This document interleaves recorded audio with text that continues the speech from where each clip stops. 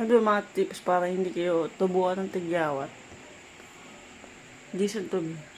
Huwag na kayo magalagay ng makeup. Kung pupunta lang naman kayo ng palengke, o kaya grocery, huwag na kayo mag-makeup. Ako, nagalagay lang ako ng kilay, tsaka lipstick. Kasi pag marami kayo nilalagay sa mukha, tubuan kayo ng tigyawat. Lalo na kung hindi nyo agad malilinis sa mukha niyo.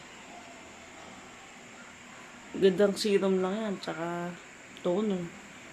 Kikinis din ang mga mukha natin. Ako makinis na ako.